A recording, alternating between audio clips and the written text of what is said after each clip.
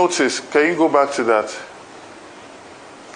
If you notice, there is a signature here, but this has been altered.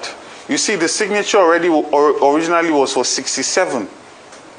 Now it has, Tipex has been used to cover this 6. A 0 has been added, and now you see 7. You look at the APC, originally it was 20. Or 22, most likely. 20 or something, right? And then now you see the Tipex here, a 1 has been added, and now it's 120. So the signatures are there, but these results have been tampered with and then uploaded. And there's so many instances of this. And then also you find that a lot of results are being called as results, authentic results, are being called as authentic results, but you see that they are state assembly results or presidential results. Like for instance, this is the state assembly result, but it's being submitted as the governorship result. And it is this result that is being calculated and announced by INEC. So there are so many instances of this, right? And it's not going to stand because we have our results. We're in the lead with our results, and we're going to challenge this in the court of law. Two quick questions. Go ahead. One, 19 local governments have been collated and announced so far. The TOs are outstanding. You won in a ward of him. The incumbent has won 18 local governments. I've seen their situation even. They are jubilating already. The next call would be for you to make the call. If you do not make the call, you will issue with a certificate of return. Are you rejecting the results? I completely condemn the entirety of this election in every clear term. This was a sham of an election. It was a compromise. It was an illegality that has not been perpetrated in Lagos since I've been born. This was an election where entire agents of a party were chased away from their polling units. This was an election where people were standing, and if you came to vote and you were not Labour Party, they were beating you. I've had to pay the bill for over 12 people. One was in concussion, he just woke up today. One's leg is completely broken, he has to go into surgery. And I've been doing this entire morning. I cannot even transfer money again because I'm done transferring just on hospital bills.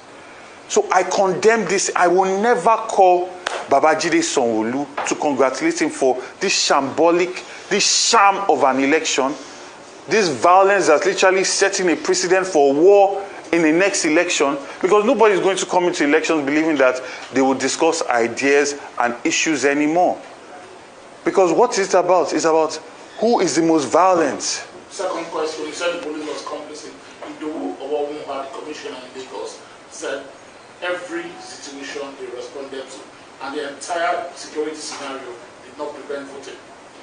They did not prevent voting. They did not prevent voting. That's what he said. That is a big lie. It is a big lie. I thank the army.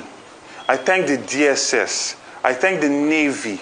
I thank the neighborhood watch that came.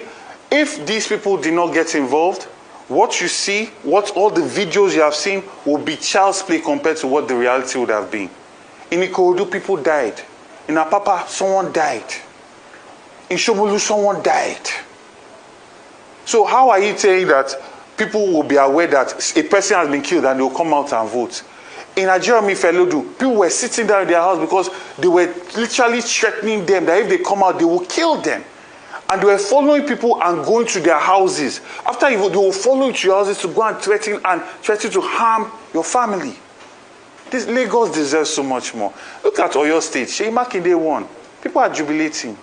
He did not have to use any violence. He did not have to use any intimidation. When you serve your people will return you to office.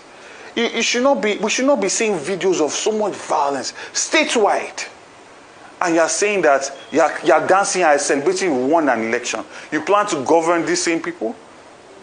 Even Yoruba people were being assaulted because they apparently looked Igbo. This is what Lagos has become under the APC government. So this cannot carry on. And I call on every well-meaning Lagosian Nigerian, we must stand against this. Because, see, there's a saying that when they came for the Jews, you kept quiet. They came for the Muslims, you kept quiet. Eventually, when they come for you, everybody will be quiet. So we must stand against all of this because real lives are at stake here. Real businesses, people's live streams are at stake. And we are going to do our part. Make sure we collect all the data, go to court to fight for the people's mandate. But the people themselves must stand up against this ethnic violent tribalism that the APC government is trying to normalize in our state. Because this has started all the way from NSAS, where they made us to believe that violence did not happen till today now. And then you have the Commissioner of Police saying this is a free and fair election. So are you saying that your team has its own records of these results? Yes, we have collated all the results as much as we could, because there are places where they chased all our agents out. There are places where they burnt results in Ojo. Several places where we're calling for cancellation of those results and a rerun. There are places where our ballots were thrown into the gutter. We dried those ballots. We counted it. We've kept records. So essentially, are you going to call for cancellation of we are calling for several cancellations where violence was the order of the day, because elections did not happen there. And the international community is watching, and they also know that elections did not happen in these places.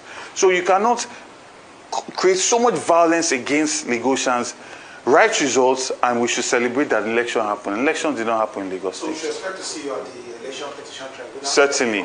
My legal team is already on it. We are here compiling our results, and we are going to fight, like I said, because the people that came out to vote did so with so much courage. They came to vote in hope. We were not incentivizing them with money. Despite all the traditional institutions to try and scare them with the Oro Festival, they still came out with courage. So we owe it to them to fight for every single vote, and we are going to do just that. So thank you.